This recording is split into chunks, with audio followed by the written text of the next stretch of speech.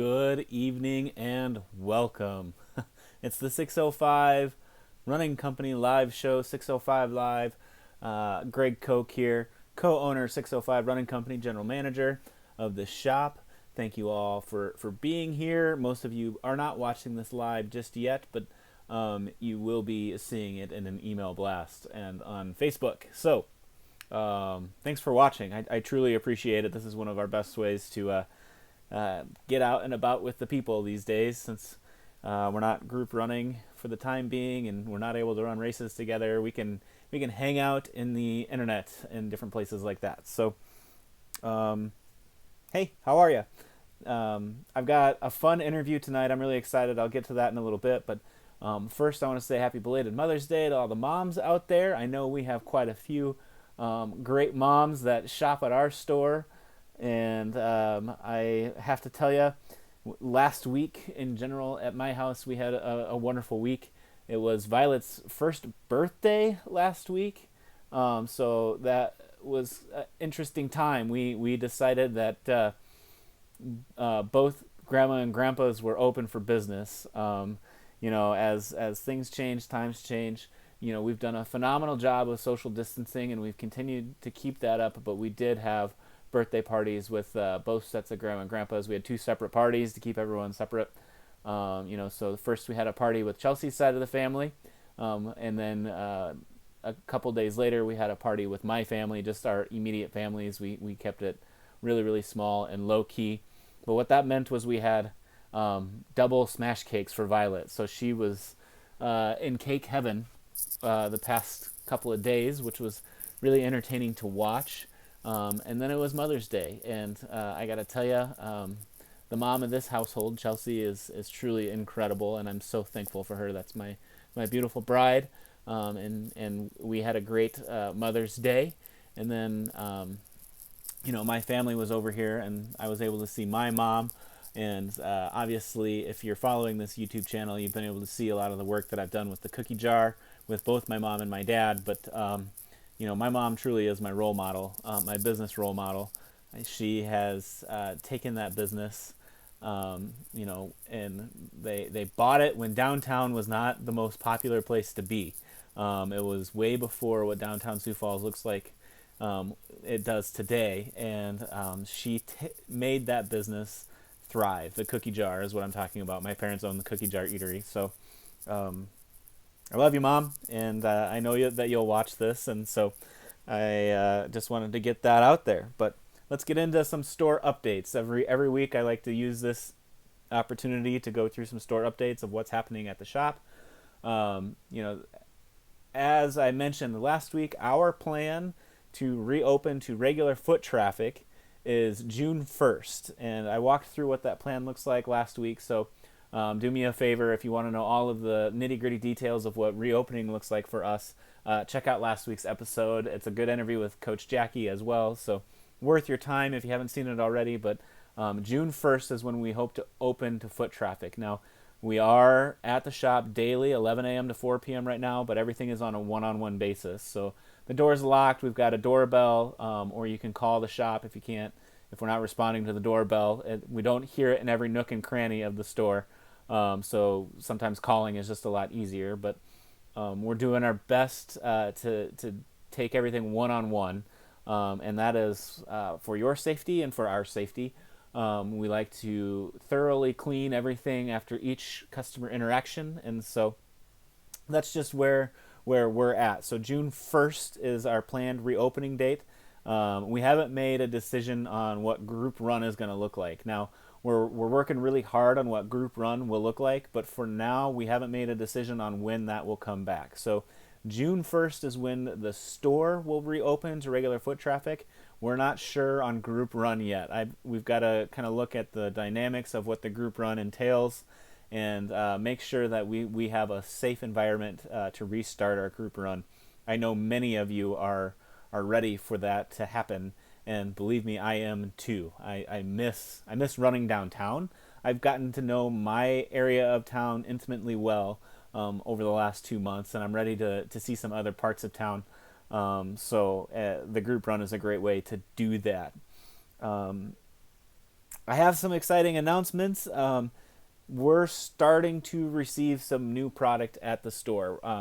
Shipping is coming back around, and it's been chaotic. We had to, for the financial stability of our business, we had to cancel off some orders. We had to delay some orders. We had to, just punch a lot of the pause buttons and things like that as we've gone through COVID-19 here. But I am excited. In June, when we reopen, we are also going to start seeing a lot of new stuff coming to the store. We're going to see a lot of new styles of shoes, and we have a lot of apparel. So if you get one takeaway from tonight's show, I want it to be please buy our apparel. We ordered a lot, anticipating a really busy skedaddle weekend with customers, with a lot of foot traffic. You can't replace spring foot traffic, and spring is, it's still here, but it's quickly disappearing fast. And if we're going to be reopening on June 1st, that means we got a lot of stuff. Like I said, we made a lot of smart business decisions in terms of canceling off orders and not bringing in everything that we had planned to bring in, which was kind of a sad day. But at the same time, we have good stock in a lot of stuff. So if you could do me a favor, if you're thinking about replacing some gear, head on over to www.run605.com and shop our swag. We've got lots and lots of great running apparel. We got excellent shorts. We got excellent shirts, coats, you name it. It's a good place to be. So that's where we are with that. And those are my updates. Not a lot. Not a lot. I know a lot of folks are getting out there and getting after it. I've seen so many of you doing the virtual skedaddle, which is awesome. I guess I should mention this coming Saturday is going to be the drive-through packet pickup. Information went out on that last week, and there will be more information to follow. I'm sure our friends Pink Gorilla are taking care of that. You will see some friendly masked faces at that drive-through as 605 Running Company. Our staff will be working in conjunction once again with Pink Gorilla, and so believe it, we miss those guys, so we're excited. We'll have Ben and Jason up here, and we're excited to see them. They've taken their lumps as well as a business, just like we have, and really we're like a really unique family. And so I'm excited to see those guys, to talk to them face to face. Obviously, we've been communicating a bunch, but to actually physically be in their presence will be fun. And so drive-through packet pickup is coming for Skedaddle. Congratulations to all the Skedaddle finishers, and yeah, let's get into it. Those are my updates. I didn't have a lot, and I'm excited for our interview tonight. I got to chat with an All-American, a really, really fast guy. He works at the shop, and let's get into it. I'll catch up with you guys after the interview, but enjoy this week's interview.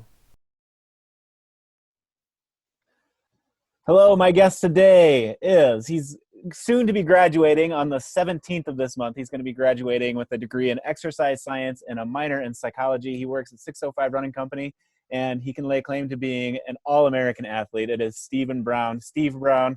I already screwed that up. I asked you 2 seconds ago if Steve or Steven, and I said the wrong thing right away. Welcome, Steve. How are you, buddy? Good. How are you?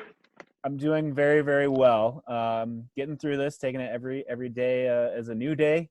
And as you know, the store continues to change and evolve. But I'm excited to have you on today. Thanks for taking some time. I think you've got a really cool story to share with everyone, and a different kind of COVID experience than most.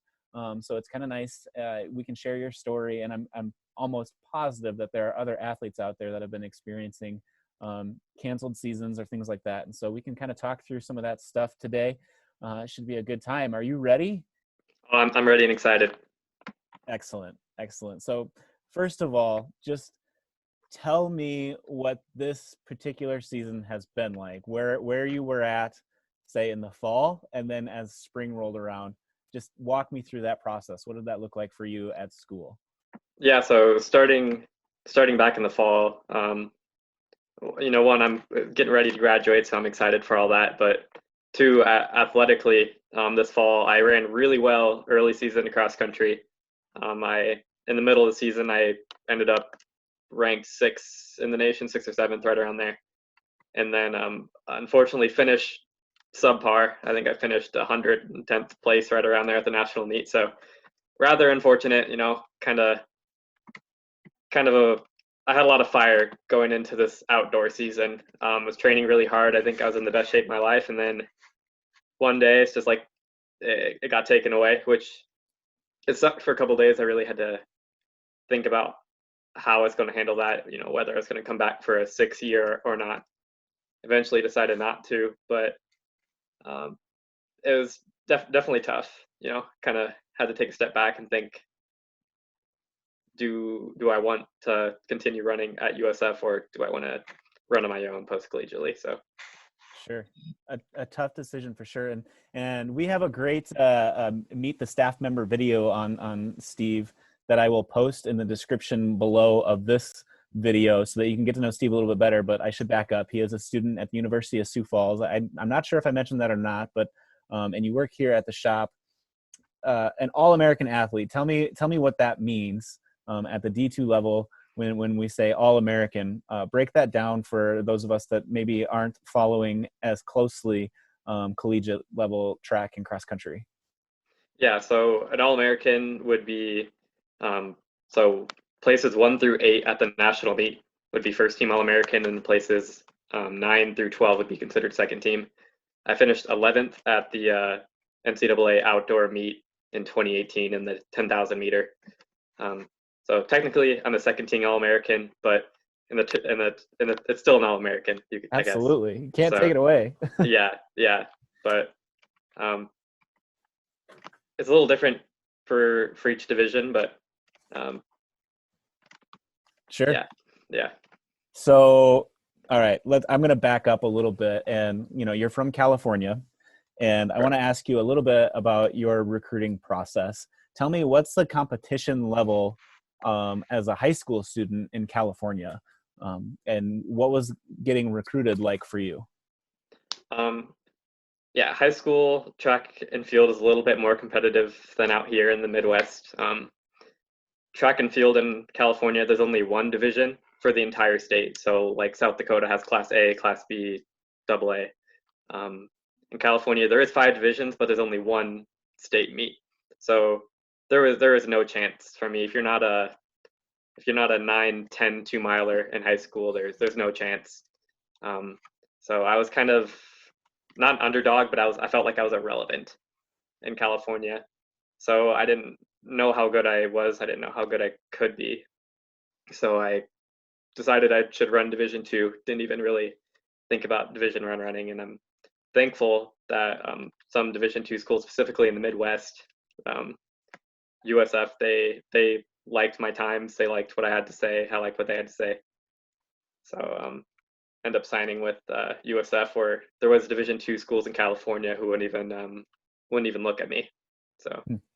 So would you say that you were maybe missed? Because obviously I think a school would want an All-American, even if it is a second team All-American. That's pretty impressive accomplishment on your part. Would you agree that some of those schools maybe missed you? Yeah, I'm sure there's a couple schools who just told me no, that they saw my times and they're like, well, we messed up on that one, but um, you never know. Like, you never know if an athlete's going to develop or not. And I feel really lucky that USF has brought me to where I am today. And USF has been pretty successful that way in terms of recruiting, kind of finding those diamonds in the rough where other schools might be missing. Would you agree with that sentiment too? I would, especially looking at this graduating class of athletes. At our peak in cross country, we ended up finishing 5th in the nation as a team. With a team of underdogs in high school, like we had Billy Beesman was probably our top athlete coming in. He ended up being 5th on our team just because we've had athletes like myself, athletes like Mason Phillips, who were okay in high school, but just something about collegiate training really brought the best out of us.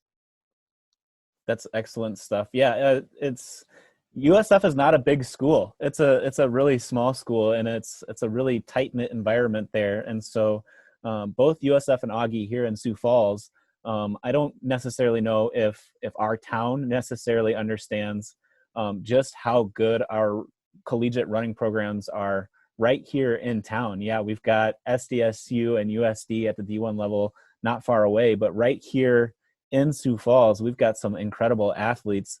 Tell me what it's like to be a collegiate athlete, Steve. Um, there's times where it's stressful. You're working, you got a class load, and you got all your training. Especially if you're running big mileage, it can be a lot. But I'd say I don't regret it at all. Going into college with a team is, I think, really good for people like me who aren't necessarily the most outgoing. So I come to college and these are my friends already, like day one. So I think that's great for me, great for quieter people. To go to college with friends, it definitely makes it a lot easier, and I feel a little bit more accomplished now that I'm graduating. Like, I was able to go through this time of being a student athlete.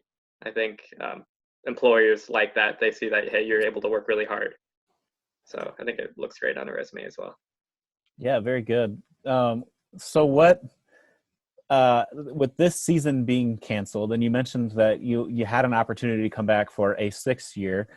First of all, tell me about how redshirting worked, how you ended up being a fifth year senior this year.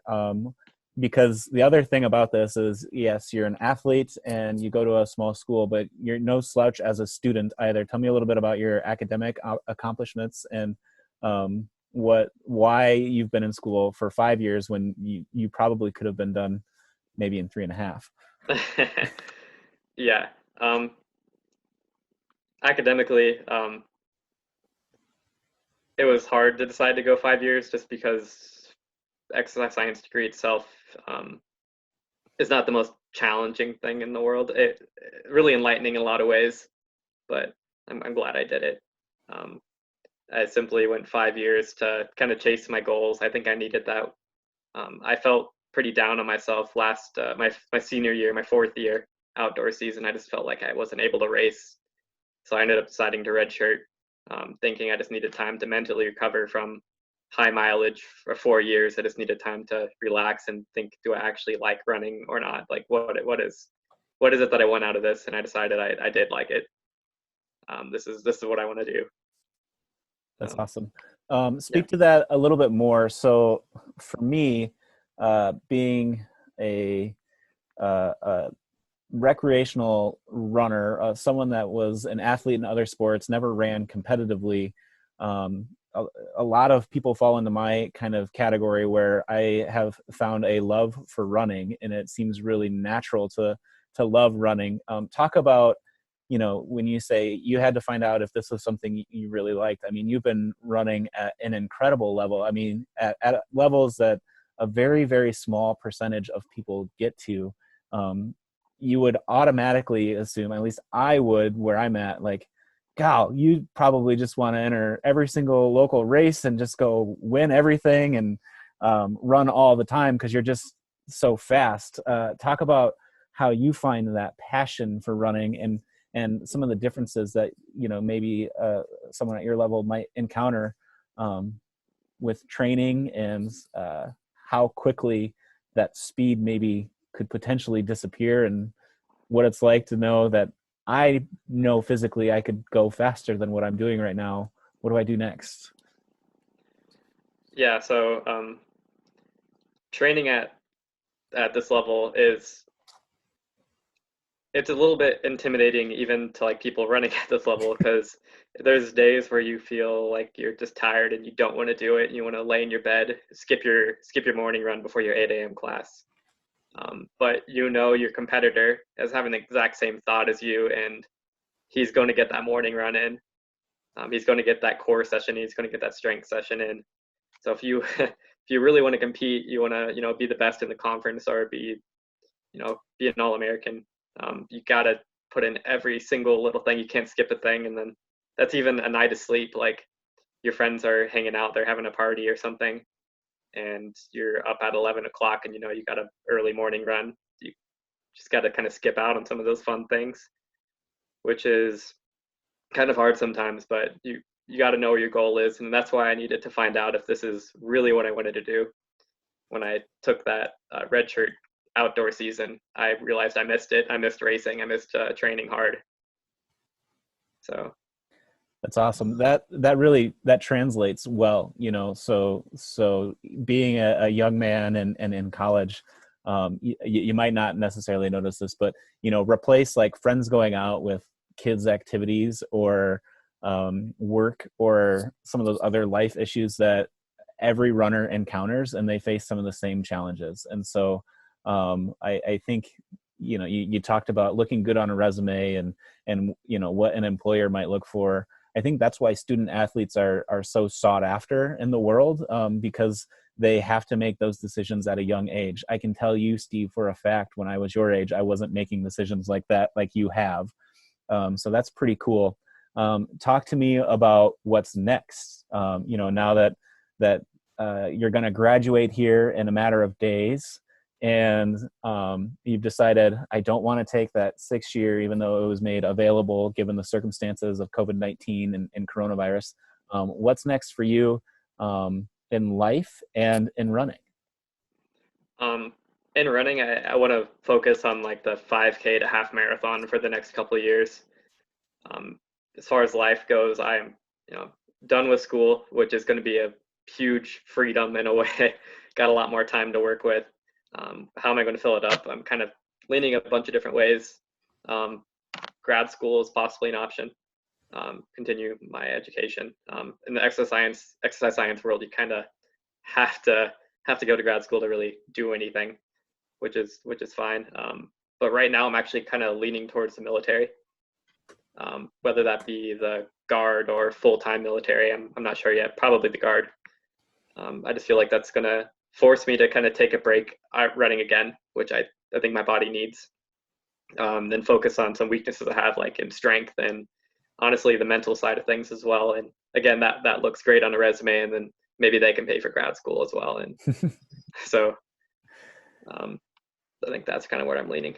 Like everything you've accomplished in your life, Steve, I am 100% positive that you will earn every bit of what you get out of any of those paths or directions that you go. Moving on, I think I'm really excited for you. When the season was canceled, Steve did something really, really cool that I don't know, he might not want to talk about it, or, you know, he's pretty humble, but talk about your time trial that you just decided to do because you had been training so hard and wanted some sort of, you know, pie at the end of the road here, or some sort of prize. You went on a little time trial. Talk to me about that.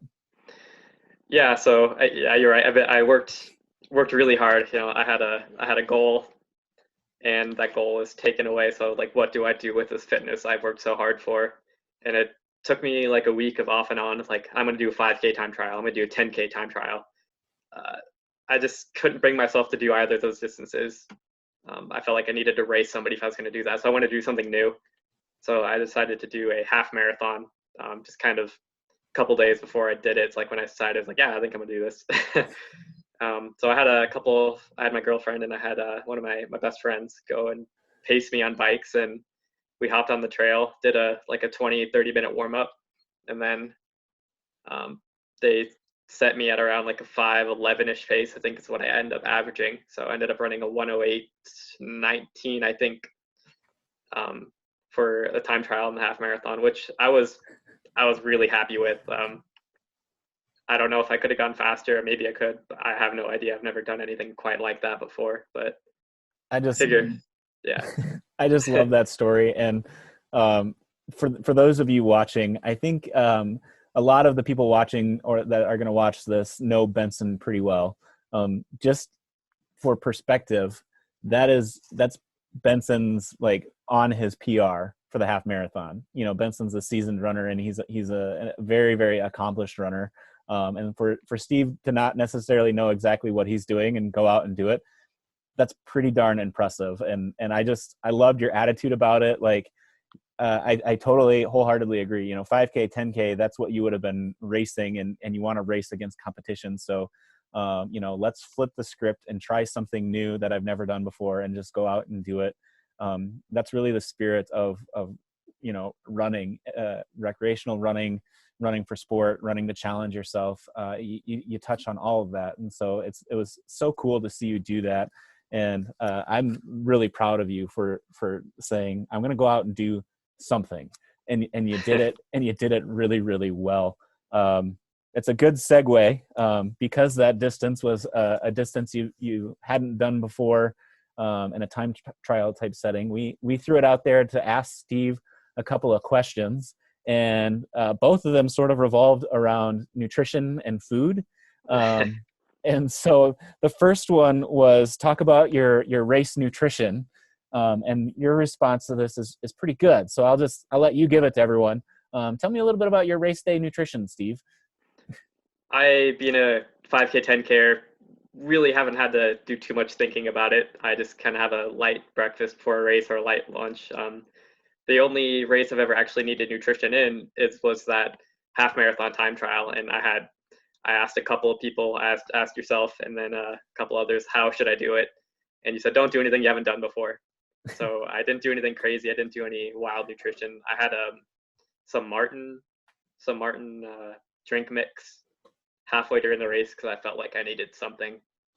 So I sipped on a little bit of that. Probably only took like 3 sips, so I probably didn't even need to do it. Unfortunately, I can't give you too much advice in the race nutrition, but I just know having something in your stomach is good. I never go into a race with an empty stomach. End up feeling worse if that's the thing. So perfect. The other question we got for Steve, and this is probably a good way to end on it. It's, would you rather swim in a pool of marshmallows or a pool of M&Ms? I had to do a lot of thinking about this one. The M&Ms, I felt like you wouldn't be able to swim. I just feel like you'd sink all the way to the bottom eventually. So that might be certain death. But I think it would taste a lot better than a pool of marshmallows and feel a lot better. So M&Ms, I like that better. It's one of my favorite candies even. So I think I'm gonna end up choosing that, even though it could be certain death. I feel like marshmallows, you just kind of sit on top and get sticky, and it'd be kind of gross. So. It slowly melts onto you. You just sort of Yeah. become like the Stay Puft Marshmallow Man. But Yeah. Good stuff. Yeah. Very good stuff. So one of the things I'm doing with these interviews, Steve, my last question before we sign off for the day is give us a little bit of hope. Tell us something. Give us a hopeful message as we go through COVID-19. Things are starting to open up again. It's been a wild ride, and things have definitely changed for both athletes and for just everyday life. Give us your message of hope. What's got you moving forward here, Steve? This is actually something I was just writing about in one of my assignments. Is my psychology and Christianity class. We recently talked about gratitude, and this is the perfect time to practice gratitude. Some people aren't working right now; they're staying at home. This gives you time to, spend time with your family, or you have a goal, like you really want to paint your house. You have time to do that right now. So being thankful for the time that this has given some people, or thankful if you're still working, be thankful for that. Like there's always something to be thankful for, and there's things that could stress you out, but just know in this moment, just be thankful for where you are, thankful that you're alive, and be thankful that it could be worse. So gratitude is, I think, really important, especially in times like this. Excellent message, Steve. Thanks so much for joining. Thanks for having me.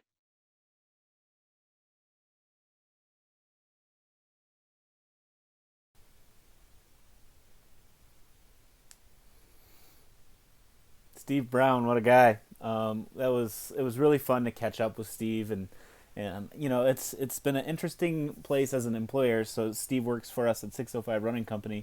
I don't get to see my employees the way I used to, where we're all working all the time at the store. I've created different projects and some different things for our staff to be doing, but that doesn't necessarily mean that I'm interacting with them on a regular basis. And so just to catch up and talk with Steve was great. And what a humble guy. I mean, truly a really hardworking kid that has done some amazing things in his career at the University of Sioux Falls.